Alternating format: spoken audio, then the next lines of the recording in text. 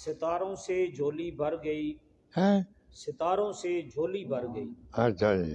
حضرت عثمان ابن ابی العاص اپنی والدہ سے روایت کرتے ہیں کہ انہوں نے فرمایا میں دیکھو نا مولانا جاوید کا کمال ہے، کوئی گل آپ کھولو یا ضعیف گل نہیں کرتے، بڑا پکا دسے کا حوالہ دیں دیں جی ہوں میں دیں دیں۔ کہ انہوں نے فرمایا میں حضور علیہ الصلوۃ والسلام کی ولادت کے وقت حضرت سیدہ آمنہ رضی اللہ تعالی عنہا کے ہاں حاضر تھی۔ اس رات مجھے ہر چیز آفتاب کی مانند روشن نظر آتی تھی۔ ستاروں کو میں نے دیکھا تو یوں معلوم ہوتے تھے جیسے میری طرف چلے آ رہے ہیں۔ روشنیاں نور مصطفیٰ صلی اللہ علیہ وسلم کے سامنے ماند پڑ گئیں۔ حضرت صفیہ بنت عبد المطلب کہتی ہیں کہ حضور علیہ الصلوۃ والسلام کی ولادت کے وقت حضرت آمنہ رضی اللہ عنہ کی عمدہ و معامنہ میں تھی۔ میں نے دیکھا کہ آپ کا نور چراغ کی روشنی کو مات کر رہا تھا۔ میں نے اس رات 10 علامتوں کا مشاہدہ کیا۔ پہلی یہ کہ جب حضور علیہ الصلوۃ والسلام پیدا ہوئے تو سب سے پہلے سجدہ ریز ہوئے۔ کمال ہے، ایک بچہ پیدا ہونے ہی سجدے وچ جب سجدے سے سر اٹھایا تو فصیح و بلیغ زبان میں لا الہ الا اللہ انی رسول اللہ صلی اللہ علیہ وسلم فرمایا۔ تیسری یہ کہ میں نے گھر کو آپ کے چہرہ انور کے نور سے روشن و منور دیکھا۔ چوتھی یہ میں نے چاہا کہ میں آپ کو نہلاؤں، لیکن ہاتف نے آواز دی اے صفیہ اپنے آپ کو زحمت نہ دے، کیونکہ ہم نے اپنے محبوب کو پاک و صاف پیدا کیا ہے۔ نواز کی گھلیا۔ اور پانچویں یہ کہ پھر جب میں نے یہ معلوم کرنا چاہا کہ لڑکی ہے یا لڑکا تو میں نے دیکھا کہ حضور مختون اور ناف بریدہ پیدا ہوئے ہیں۔ یعنی سنتی بیٹھے، مختوم ہونا سنتی بیٹھے۔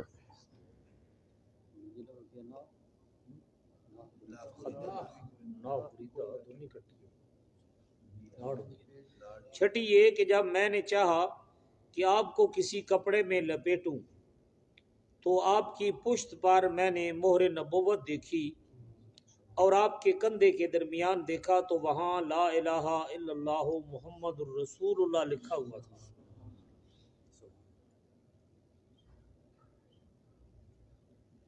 کعبے میں بت سر نگوں ہو گئے۔ حضرت عبد المطلب کا بیان ہے کہ حضور علیہ الصلوۃ والسلام کی ولادت کے وقت طواف کعبہ میں مصروف تھا۔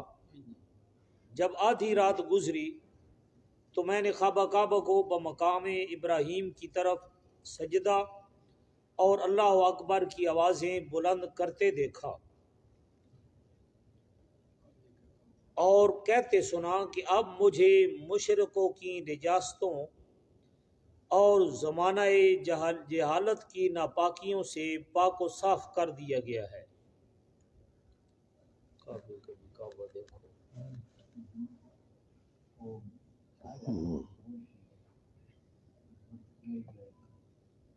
پھر اس میں تمام بت جھک گئے۔ میں نے ہبل کی طرف دیکھا جو سب سے بڑا بت تھا، تو وہ بھی اوندھے منہ ایک پتھر پر پڑا ہوا تھا، اور منادی نے یہ آواز دی کہ حضرت آمنہ کے بطن سے محمد صلی اللہ علیہ وسلم پیدا ہو چکے ہیں۔ میں اس وقت صفا پہاڑ پر چلا گیا۔ صفا پہاڑ کو میں نے پرغوغا دیکھا۔ مجھے ایسا نظر آتا تھا کہ گویا تمام پرندے اور بادل مکہ پر سایہ کرنے آئے ہیں۔ پھر میں حضرت آمنہ کے گھر کی طرف آیا، دروازہ بند تھا۔ میں نے کہا دروازہ کھولو۔ حضرت آمنہ نے کہا ابا جان، محمد علیہ السلام پیدا ہو گئے ہیں۔ میں نے کہا لو ذرا دیکھوں تو۔ کہنے لگیں اجازت نہیں۔ پھر میں نے کہا اے آمنہ، اس بچے کو 3 دن تک کسی کو مت دکھانا۔ یہ کہہ کر میں نے تلوار سونتی اور گھر سے باہر چلا گیا۔ میں نے ایک ایسے آدمی کو دیکھا جو تلوار سونتے ہوئے تھا اور چہرے پر نقاب ڈالے ہوئے تھا۔ کہنے لگا اے عبد المطلب، واپس جا تاکہ ملائکہ مقربین اور تمام علیین کے رہنے والے تیرے بچے کی زیارت سے فارغ ہوں۔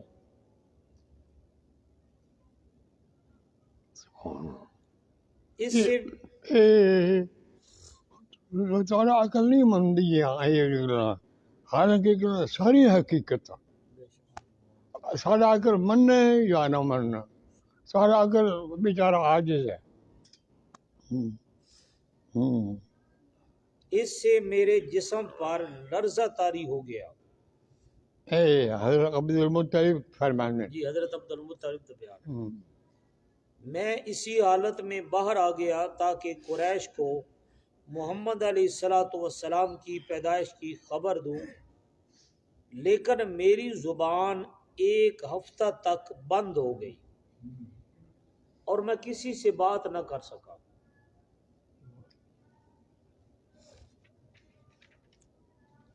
حضور علیہ السلام حلیمہ کی گود میں۔ حضرت مجاہد کہتے ہیں کہ میں نے حضرت ابن عباس رضی اللہ عنہما سے پوچھا کیا طیور و صحاب حضور علیہ السلام کی رضاعت میں ایک دوسرے سے جھگڑا کرتے تھے؟ انہوں نے فرمایا ہاں، یعنی پرندے اور بدل انسانوں کے سوا تمام خلق خدا عز و جل اس میں جھگڑتی تھی۔ اس کا سبب یہ تھا کہ جب محمد کریم علیہ السلام پیدا ہوئے تو آواز آئی اے گروہ مخلوق، محمد بن عبداللہ پیدا ہو گئے ہیں، کیا ہی اچھا ہے وہ پستان جس سے آپ دودھ پئیں۔ اس پر تمام مخلوق میں نزاع پیدا ہو گیا۔ آخر آواز آئی کہ جھگڑے سے باز آ جاؤ، کیونکہ حق تعالی نے آپ کی رضاعت بھی کسی انسان کے مقدر کر دی ہے۔ جب 3 دن گزرے تو حضرت عبداللہ ابن عباس رضی اللہ عنہما کی روایت کے مطابق سویبہ یا صوبیہ جو ابو لہب کی لونڈی تھی، حضرت حلیمہ کے آنے تک آپ کو دودھ پلانے پر متعین رہی۔ اس کے 4 ماہ بعد حضرت حلیمہ آئیں۔ کہیں قرضہ پیاز ہے بھائی، وہ اگلی یہ کہ بھائی وہ اللہ تعالیٰ کو بھائی اسے بچا رکھی دوزخ تو۔ اس انگلی نال اشارہ کیتا کہ جا آج تو آزاد ہے۔ ہاں ٹھیک ہے ابو لہب جی جی۔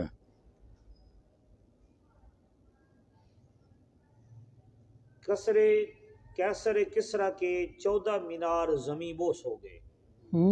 کیسر کسرا اچھا جی 14 مینار زمیں بوس ہو گئے۔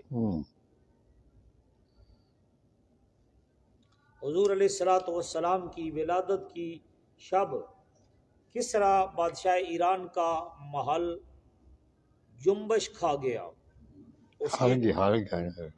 اس کے 14 کنگرے گر گئے اور آتش کدہ فارس جو 1000 سال سے فروزاں تھا اور اس مدت میں کبھی نہ بجھا نہ ٹھنڈا ہو گیا، فوراً ٹھنڈا ہو گیا۔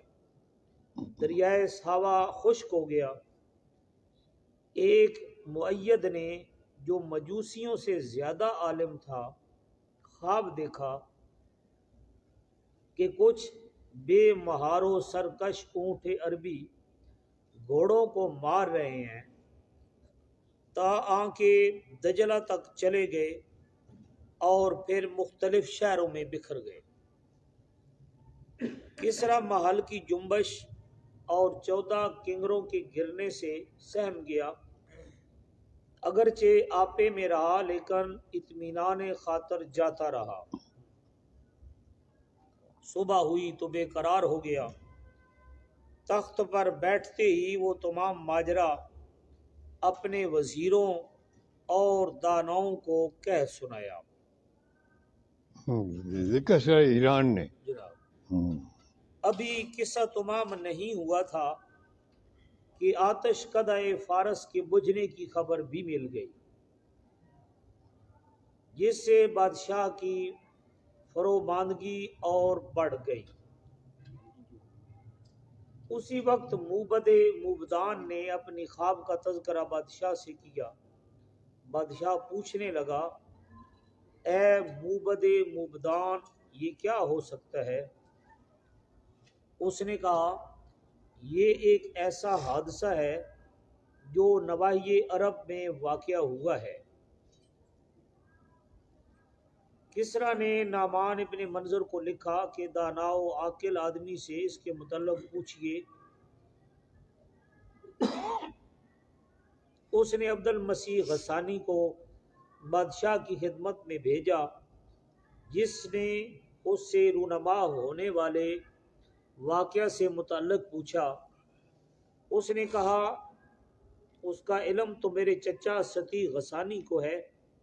بادشاہ نے کہا، جو اسے پوچھو۔ عبد المسیح گیا تو دیکھا وہ بستر مرگ پر تھا۔ اسے سلام کیا، اس نے جواب نہ دیا۔ اس نے شعر کہنے شروع کر دیے۔ جب ستی نے اس کا شعر سنا تو آنکھ کھولی اور کہا، کیا تجھے بادشاہ ایران نے بھیجا ہے؟ دیکھو، جنبش ایوان کسرا محل کے کنگروں کا گرنا، موبد موبدان کا خواب دیکھنا، آتش کدہ فارس کا ٹھنڈا ہونا، دریائے سادہ کا خشک ہونا، یہ سب محمد علیہ السلام کی آمد کے نشانات ہیں۔ نہ بھی پتہ نہ اور اس بات کی علامات ہیں کہ وہ اس سرزمین پر قبضہ کر لیں گے۔ اب صرف 14 ایرانی بادشاہ حکومت کریں گے، پھر ان کی حکومت ختم ہو جائے گی۔ جب عبد المسیح نے کسرا کو یہ بات بتائی تو کہنے لگا، جتنا عرصہ 14 بادشاہ حکومت کریں گے بے حاصل و لا حاصل ہوگا۔ چنانچہ 10 بادشاہ صرف 4 سال تک حکومت کر سکے۔ بادشاہ جلدی جلدی بدل دیں نا اس واسطے، جن میں سے پہلا نوشیروان اور 4 دوسرے۔ حضرت سیدنا امیر المومنین عثمان بن عفان کی خلافت تک۔ ایک روایت میں یوں آیا ہے کہ بادشاہ ایران نے دجلہ کے کنارے ایک محل کی بنیاد رکھی تو اس پر اس قدر مال و دولت صرف کی کہ صرف خدا ہی جانتا ہے۔ ایک دن اس کے محل کے درمیان میں ایک شگاف پڑ گیا۔ وہ بنا جو اس نے رکھی تھی پانی بہا کر لے گیا۔ اس وقت اس کے پاس 360 جادوگر، نجومی اور روحانی عامل تھے۔ ان میں عرب کا ایک شخص صاحب نامی بھی تھا۔ اسے کہانت میں بڑی دسترس تھی اور جو وہ کہتا اس میں بہت کم غلطی ہوتی۔ بادشاہ نے ان کا ایک گروہ جمع کیا اور کہا میرا محل ٹوٹ گیا ہے اور اس کی اساس و بنیاد خراب ہو گئی ہے، اس بارے میں کچھ غور کرو کہ یہ کیوں ہوا ہے۔ یہ سن کر وہ سب اس کے سامنے سے اٹھ آئے تاکہ اس مسئلہ پر غور و فکر کرے۔ ان پر ان کے سحر و جادو اور کہانت کی تمام راہیں بند ہو گئیں۔ صاحب اسی تاریک رات میں بالائی پشتہ پر گیا اور آسمان کے کناروں پر نظر ماری اور دیکھا کہ حجاز کی جانب سے بجلی چمکی اور مشرق تک پہنچ گئی۔ جب صبح ہوئی تو اس نے دیکھا کہ اس کے قدموں کے نیچے سبزہ ہی سبزہ تھا۔ قبضہ سبزہ ساوا گاہ جناب، ہے۔ ساوا گاہ۔ اس نے دل ہی دل میں کہا میں نے جو بھی دیکھا ہے سچ ہے، لیکن حجاز سے ایک ایسے بادشاہ کا ظہور ہوگا جو تمام مشرق کو محیط کر لے گا اور دنیا میں فراخی و کشادگی پیدا کرے گا۔ جب تمام کاہن، شعبدہ باز اور نجومی ایک جگہ اکٹھے ہوئے تو یہ اتفاق رائے سے کہنے لگے کہ کوئی پیغمبر علیہ السلام پیدا ہوا ہے یا ہوگا جس کے قبضہ میں ملک کسریٰ چلا جائے گا، لیکن یہ تمام ماجرا اس کے سامنے پیش نہیں کیا جا سکتا کیونکہ 7,000 سال تو لگا ہوں نا وہ کسرا جب بادشاہ 7,000 وہ لوگ تصور بھی نہیں کر سکتے بھئی یہ کس گھوڑی کول بھی آنا، کیونکہ وہ ہم سب کو قتل کر ڈالے گا۔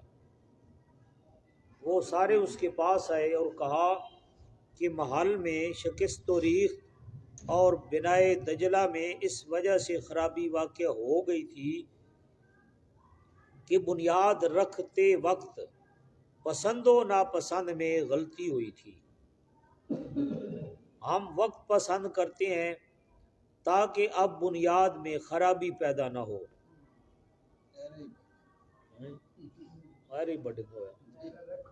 ہوں بھی مسیح نہیں آ دیں کہ یہ بنیادہ غلط آن۔ انہوں نے وقت پسند کیا اور دوسری دفعہ بنا رکھی گئی۔ جب محل مکمل ہوا تو اس نے تمام آیان سلطنت کے ساتھ اس میں ایک جشن رچایا۔ دجلہ میں زور سے طغیانی آئی، محل کی تمام بنیاد خراب ہو گئی اور بادشاہ کو پانی سے نیم مردہ باہر نکالا گیا۔ بادشاہ نے نجومیوں اور کاہنوں پر نہایت سختی کی اور بعض کو قتل بھی کر دیا۔ باقیوں نے کہا چونکہ ہم سے پہلے کاہنوں اور نجومیوں سے خطا ہو گئی تھی اس لیے ہم سے بھی خطا واقع ہو گئی ہے۔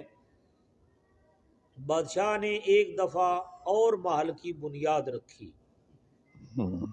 پیسے جو بچے رہے ہیں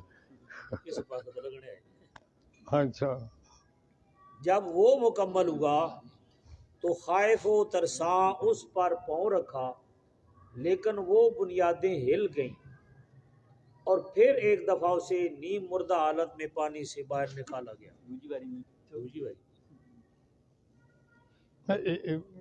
دنیا میں تماشے ہوئے بڑے تماشے ہوئے دنیا میں۔ بادشاہ نے ان تمام کے قتل کا حکم دیا تو کہنے لگے سچی بات یہ ہے کہ ایک پیغمبر مبعوث ہو چکا ہے یا ہوگا جو تیری سلطنت کے زوال کا باعث ہوگا۔ جب بادشاہ نے یہ بات سنی تو دجلہ کے کنارے محل کی بنیاد رکھنے سے باز آ گیا۔ ولادت کی خبر سن کر یہودی بوکھلا گئے۔ جس رات حضور علیہ الصلوۃ والسلام کی ولادت ہوئی مکہ میں ایک یہودی ساکن تھا، وہ قریش کی مجلس میں آ کر پوچھنے لگا کیا پیر کو تمہارے ہاں کوئی لڑکا پیدا ہوا ہے؟ انہوں نے کہا ہمیں تو کچھ پتہ نہیں۔ وہ کہنے لگا اگر تم میں سے ہو گزرا تو پرواہ نہیں، پیر کو اس امت کا پیغمبر پیدا ہوا ہے۔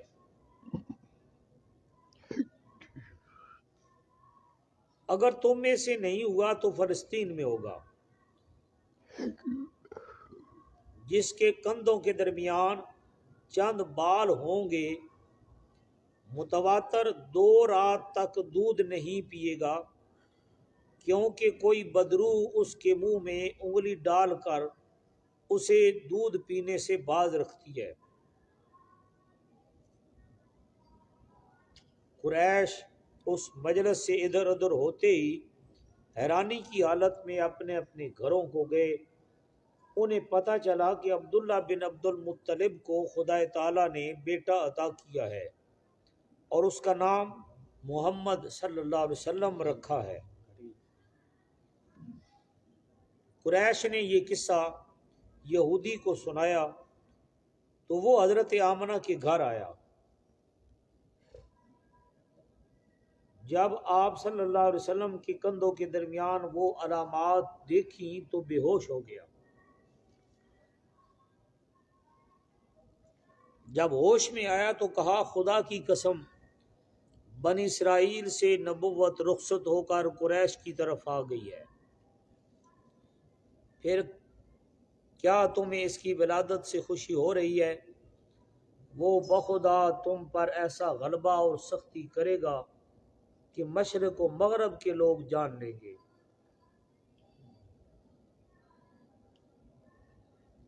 حلیمہ سعدیہ کی قسمت جاگ اٹھی۔ حلیمہ سعدیہ جو آپ کی مرضعہ تھی فرماتی ہیں کہ میں چند عورتوں کے ساتھ قریش کے بچے لانے کے لیے مکہ روانہ ہوئی، میرا شوہر بھی میرے ساتھ تھا، ہمارے پاس ایک گدھی اور ایک اونٹنی تھی جو دودھ نہیں دیتی تھی۔ اس سال سخت قحط کی وجہ سے لوگ بے حال تھے، میرے پستانوں میں اتنا دودھ بھی نہ تھا جس سے حضور علیہ الصلوۃ والسلام کے رضائی بھائی حضرت حمزہ سیر ہو سکتے۔ ان کے رونے سے میری راتوں کی نیند جاتی رہتی۔ جب میں مکہ میں پہنچی تو رسول اکرم صلی اللہ علیہ وسلم مجھے دیے گئے۔ میں نے نادانی کے باعث یوں کہہ دیا کہ دایا کے احسان کا بدلہ چکانے کے لیے باپ کا موجود ہونا ضروری ہے، اور آپ کے والد محترم وصال کر چکے ہیں۔ صحیح پیسے لینے بمبئی کوئی شہزادی بھی ہو سی کہ آپ کے والد مبارک ہیں نا کوئی نہ، میں دیکھی کیوں لاؤں جب بچہ۔ اسی دوران میں تمام دوسری دائیوں نے بچے حاصل کر لیے اور کوئی اور بچہ بڑے گھرانے کا باقی نہ رہا۔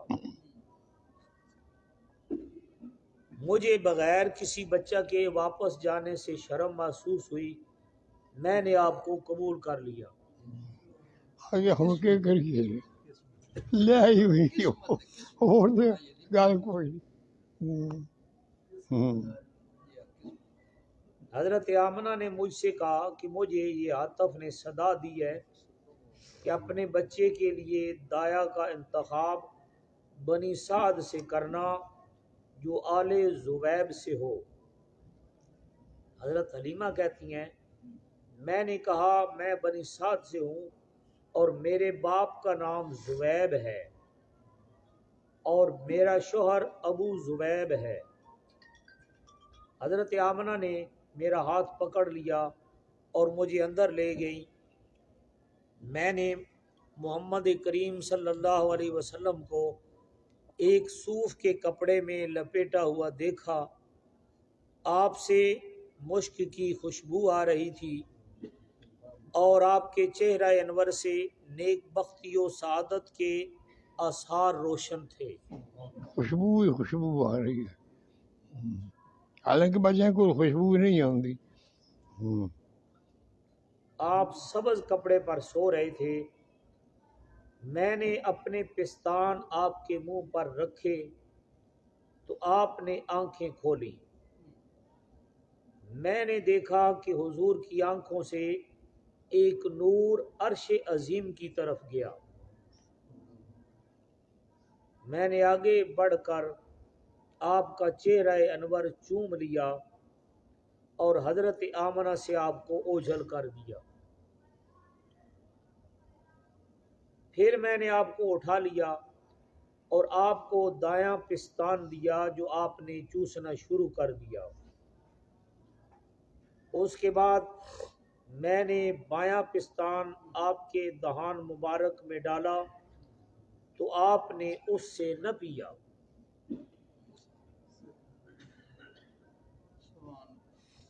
حضرت ابن عباس فرماتے ہیں کہ اس وقت حق تعالی نے حضور صلی اللہ علیہ وسلم کو بذریعہ الہام عدل و انصاف کرنے کی ہدایت فرمائی تھی کہ ایک پستان میں آپ کے ایک ساتھی کا حصہ ہے، اسی باعث آپ نے بائیں پستان کو چھوڑ دیا۔ حضرت حلیمہ فرماتی ہیں میں دایاں پستان حضور علیہ الصلوۃ والسلام کو دیتی تھی اور بایاں اپنے بیٹے حمزہ کو، اور حمزہ آپ سے پہلے کبھی دودھ نہ پیتے تھے، ہوندے کوئی نہ پینا کیا۔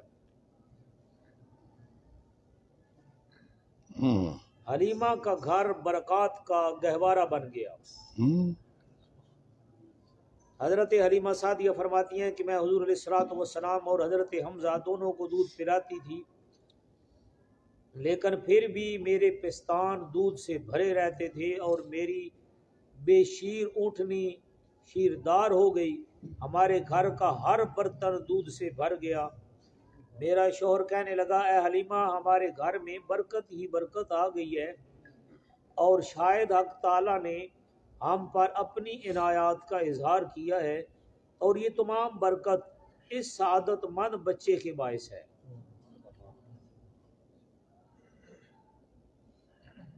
جبرائیل گہوارہ جنبانی کی خدمت پر،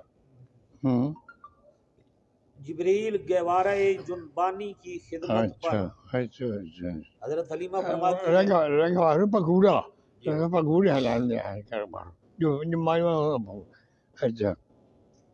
حضرت حلیمہ فرماتی ہیں جب میں محمد علیہ الصلوۃ والسلام کو اپنے گھر لے گئی تو میں نے مکہ میں 3 راتیں قیام کیا۔ تیسری رات میں نے دیکھا کہ ایک شخص سبز لباس میں ملبوس ہے اور اس کی پیشانی سے نور چمک رہا ہے، حضور صلی اللہ علیہ وسلم کے سرانے بیٹھ کر آپ کو بوسہ دے رہا ہے۔ میں نے اس واقعے سے اپنے شوہر کو آگاہ کر دیا۔ وہ بولے اے حلیمہ اس راز کو میں نہیں جانتا، مگر اتنا معلوم ہے کہ ہم سے زیادہ سعادت مند ہو کر کوئی بھی اپنے وطن واپس نہیں جائے گا۔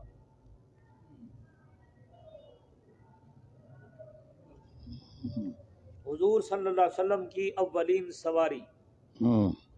حضرت حلیمہ سعدیہ کہتی ہیں جب میں نے واپسی کا ارادہ کیا اپنی گدی پر سوار ہوئی اور محمد صلی اللہ علیہ وسلم کو اپنے آگے بٹھایا، میں نے دیکھا وہ گدی 3 دفعہ کعبہ کی طرف سجدہ ریز ہوئی، پھر سر اوپر اٹھایا اور تمام سواریوں سے آگے نکل گئی، اور اس طرح دوڑی جا رہی تھی کہ تمام سواریاں پیچھے رہ گئیں۔ میری ساتھیوں نے کہا اے حلیمہ اپنی سواری کا لگام کھینچ کر رکھو، کیا یہ وہی سواری ہے جو 1000 ہیلوں کے باوجود اپنی جگہ سے نہیں ہلتی تھی؟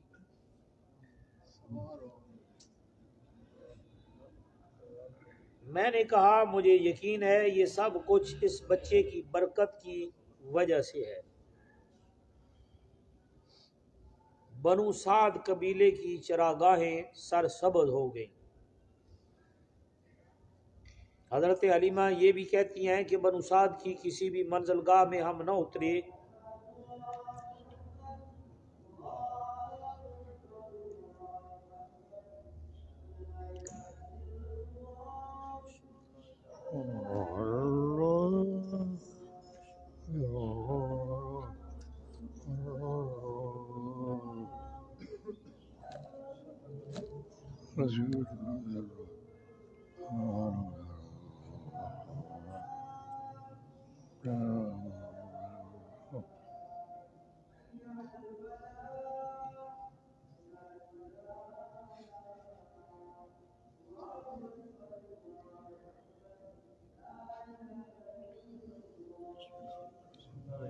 اللہ رب العالمین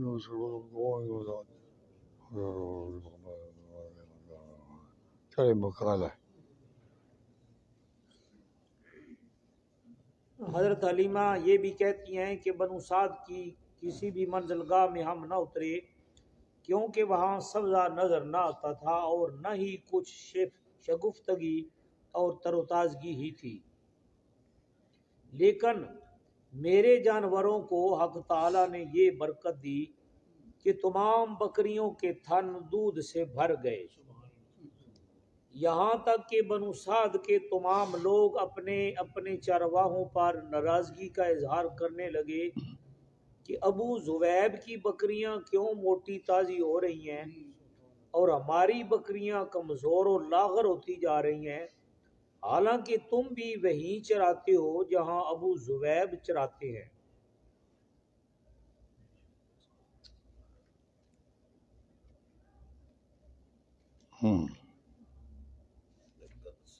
اگر ولادت کا سال اولین، کیا ہے ولادت دا پہلا سال،